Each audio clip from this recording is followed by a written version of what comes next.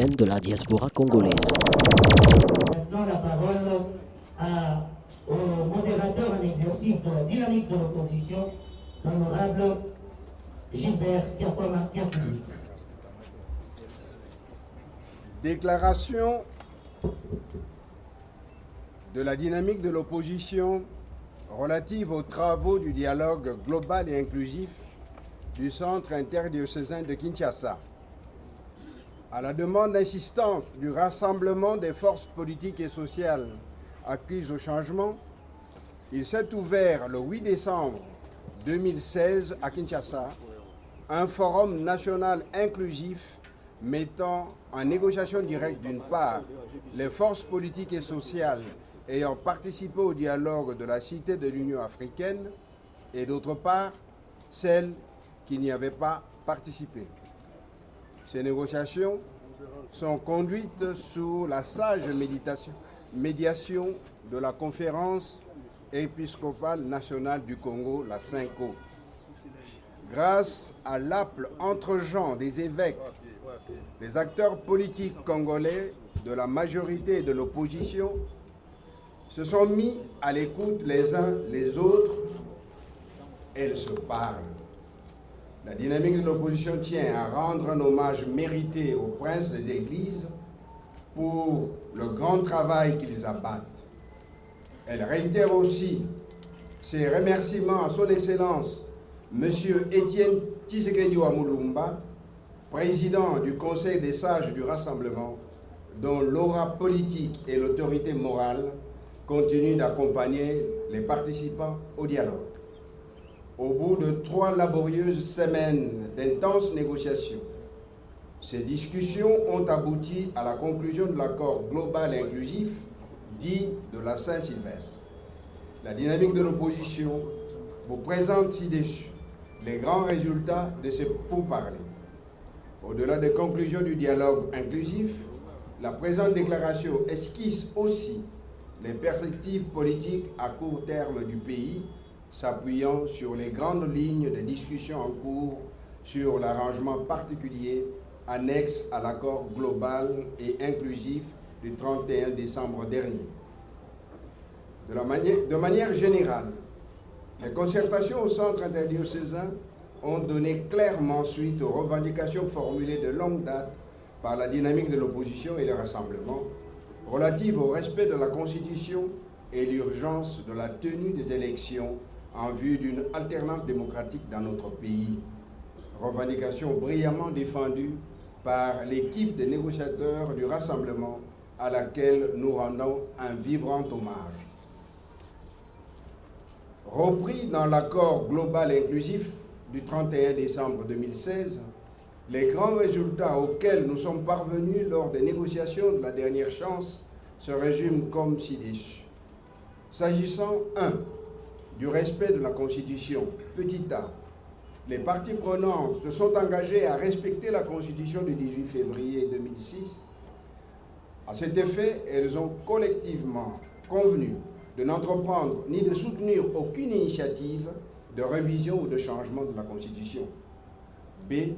Les parties prenantes ont reconnu que le président Kabila, ayant accompli 2 mandats, ne peut, conformément à l'article 70 de la Constitution, briguer un 3e mandat.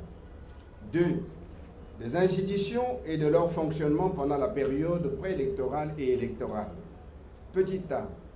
La durée maximum pour la réalisation des opérations préélectorales et électorales est de 12 mois à dater de la signature de l'accord. B. Le président de la République, bien qu'étant à la fin de son second mandat, restera en fonction jusqu'à l'installation effective de son successeur élu. Petit c. L'Assemblée nationale, le Sénat, les assemblées provinciales restent en exercice jusqu'à l'installation effective des nouvelles assemblées législatives et délibérantes correspondantes issues des prochaines élections à organiser conformément au calendrier convenu. Ces institutions auront comme agenda législatif prioritaire le bloc législatif relatif aux élections et aux mesures de décrispation politique. Petit d. Le gouvernement de la République est dirigé par le Premier ministre, présenté par l'opposition politique non signataire de l'accord du 18 octobre 2016 par rassemblement et nommé par le président de la République conformément à l'article 78 de la Constitution. Le gouvernement comprendra 46 membres, y compris le Premier ministre, chef de gouvernement. Les négociations continuent sur le sujet et les divergences se situent au niveau des procédures de désignation de notre Premier ministre. Pour le rassemblement, un seul nom de Premier ministre est présenté au chef de l'État pour nomination, alors que l'AMP exige la proposition de 5 candidats, ce qui est inacceptable.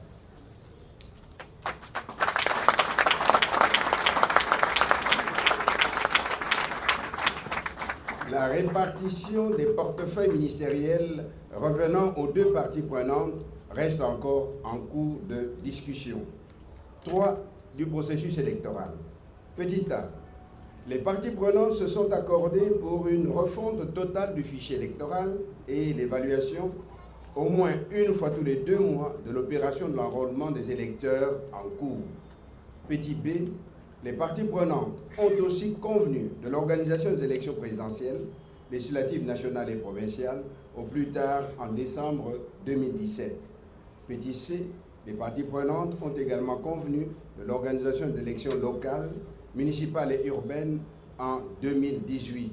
Petit d, les parties prenantes se sont engagées à redynamiser la CENI dans les meilleurs délais en vue d'assurer son indépendance et son impartialité et de lui permettre de regagner la confiance de tous les compétiteurs électoraux.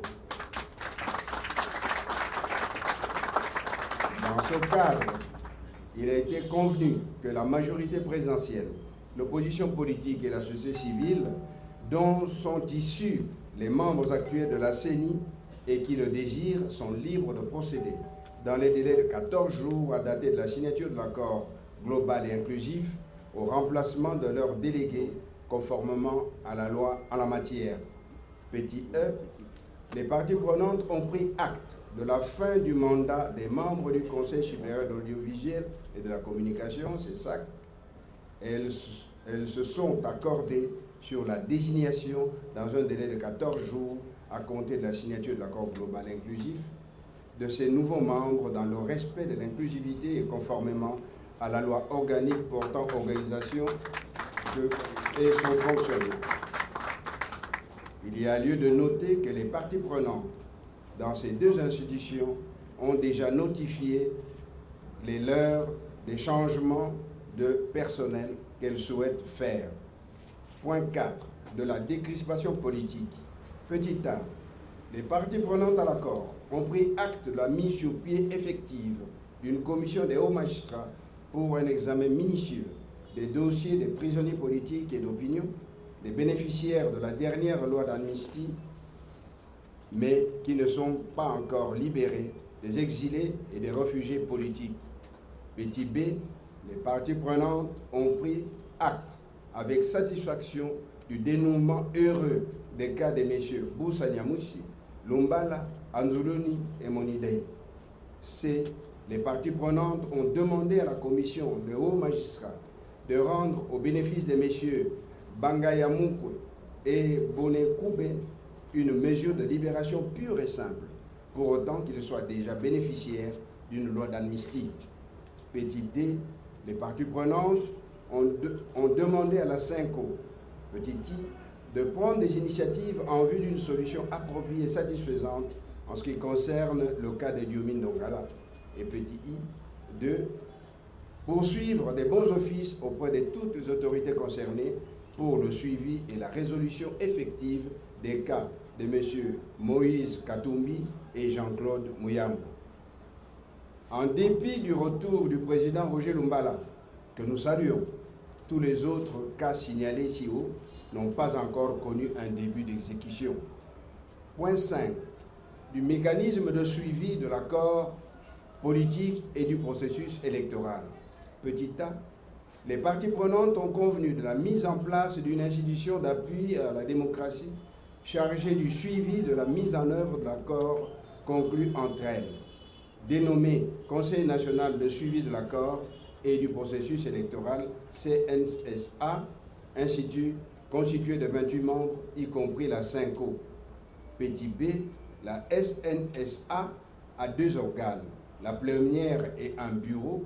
Le bureau de la SNA a un président, 3 vice-présidents, un rapporteur et un questeur.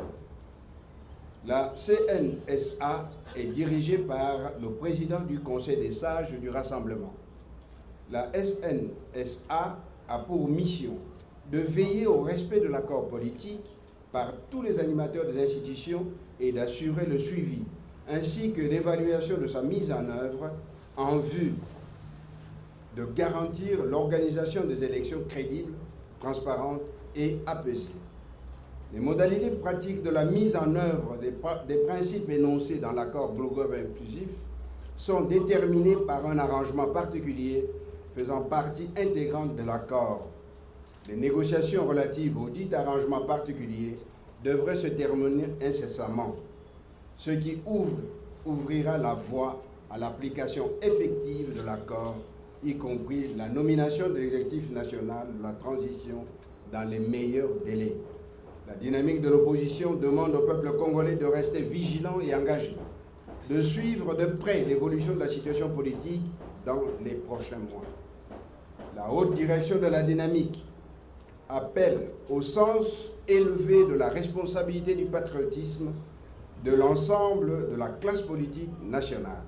Elle rappelle qu'en tant qu'acteurs politiques, nous avons l'obligation de veiller à la bonne exécution de l'accord en vue de la tenue des élections et l'avènement de l'alternance démocratique dans des délais convenus.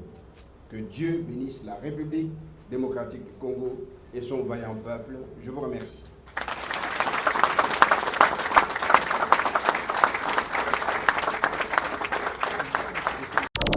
OD Télévision, la chaîne de la diaspora congolaise.